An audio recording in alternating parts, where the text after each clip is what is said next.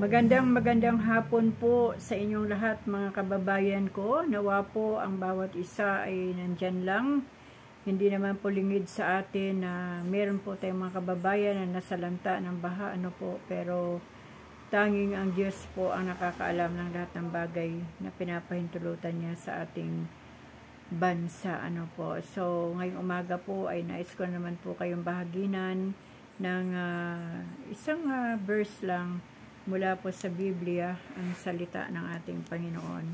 At inaanyayahan ko po kayo na buksan po natin ang ating mga Biblia sa aklat po ng Mateo. Sabi po sa Mateo 11:28, "Lumapit kayo sa akin, kayong lahat na napapagal at nabibigatan sa inyong pasanin, at kayo'y pagpapahingahin ko."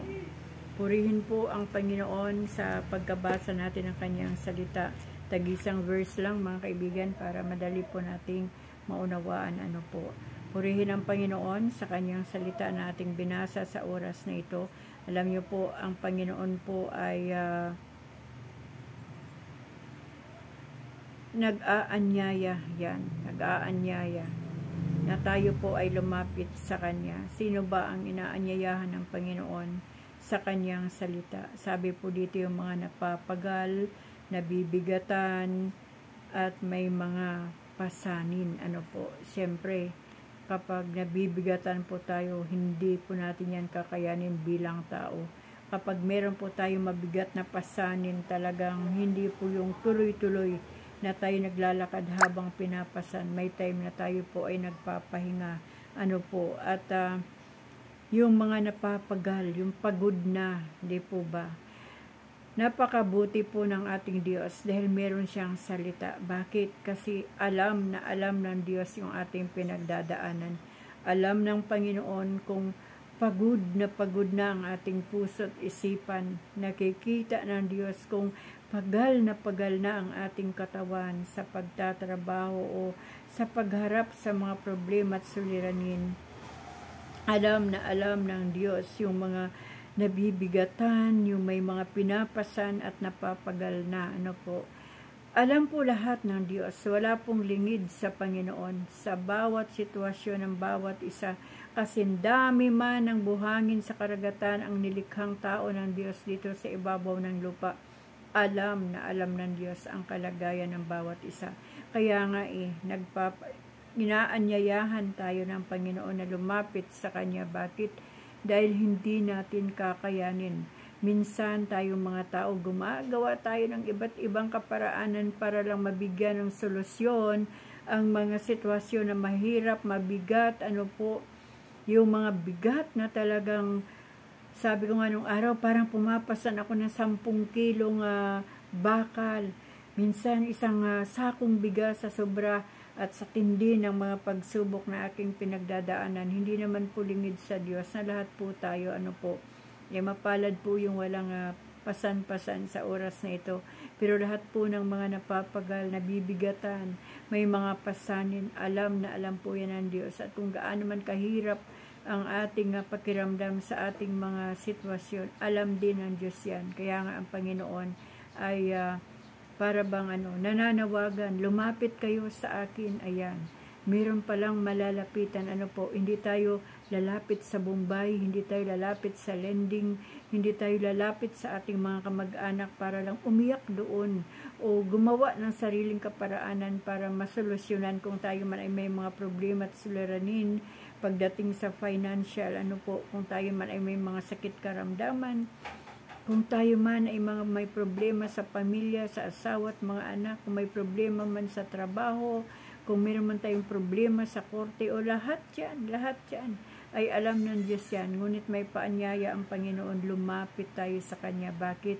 Kasi ang Diyos lang talaga ang pwedeng tumulong sa atin at magbibigay ng kagaanan sa ating mga pasanin, magtuturo kung ano ang pwede nating gawin. Siya ang magiging way ng mga solusyon sa problema at suliranin ng buhay.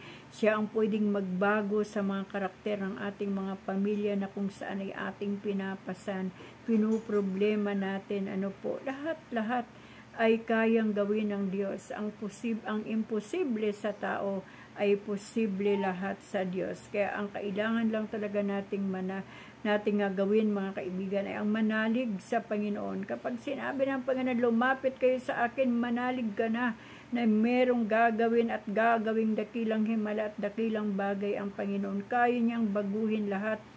Kaya niyang baguhin ang puso. Kaya niyang pasanurin ang puso ng tao at isipan. Walang hindi pwede sa ating Diyos. Kaya, mga kaibigan, para po sa aking sariling pagkaunawa, wala pong pwedeng gawin ang isang tao na nabibigatan na, kundi ang lumapit sa Diyos. Pag lumapit tayo ba'y mananahimik lang? Sabi na, oh Lord, sabi mo lumapit ako sa iyo. O andito na ako. Minsan, hindi ka na makapagsalita. Iiyak ka na lang. Di po ba? Minsan, hindi mo na masabi lahat. Iiyak mo na lang. At habang umiiyak ka, alam ng Diyos ang laman ng iyong isipan, ang kalagayan ng iyong puso. Kaya, madalas, kapag bigat na tayo, hindi na tayo makapagsalita sa harapan ng Panginoon, kundi umiiyak na lang tayo at nauunawaan ng Diyos yan. Bakit? Alam ng Diyos, kahit hindi natin sabihin minsan, kahit hindi natin makapagsalita sa harapan ng Panginoon, alam ng Diyos kung anong ating pinagdadaanan.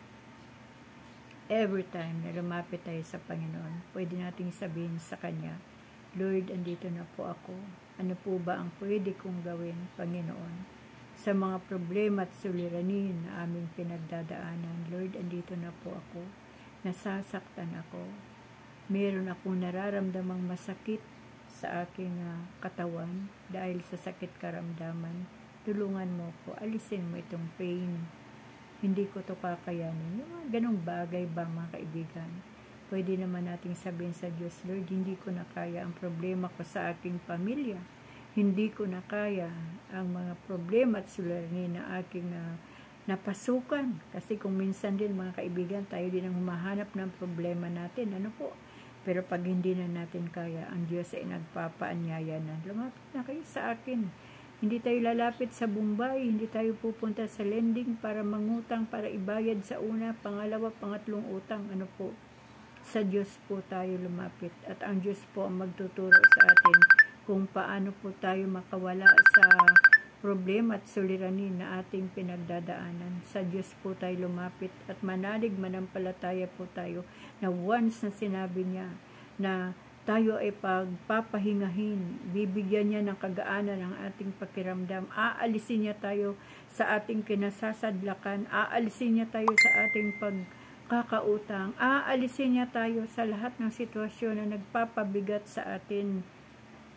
Totoo po ang salita ng Diyos. Manalig po tayo. Wala pong imposible sa Diyos. Ang kailangan lang natin, kapag lumalapit tayo, kailangan may pananalig tayo. Kailangan may pananampalataya tayo. Naniniwala talaga tayo na tayo ay makakaranas ng kaalwanan, ng kapahingahan sa pamagitan ng kapangyarihan ng ating Panginoon. At yung kanyang salita, maniwala tayo na ito ay totoo at mangyayari sa buhay natin kapag nakita ng Diyos na ang ating pananampalataya sa Kanya ay intact at hindi pa bago-bago, na hanggang kung kailan tutugunin ng Diyos ang ating dalangin. Yun po ang panahon ng patuloy nating pananalig sa Kanya. Wag naman yung sabi mo, Lord, lumapit ako sa iyo tapos wala naman. Wag pong ganon. Titignan din ng Diyos ang puso natin kung hanggang kailan tayo maghihintay sa Kanyang tugon. Ano po? Para po tayo magaanan, wala po tayong ibang gagawin kundi ang patuloy na manalig sa Panginoon, patuloy na mamuhay ng naaayon sa kalooban ng Diyos.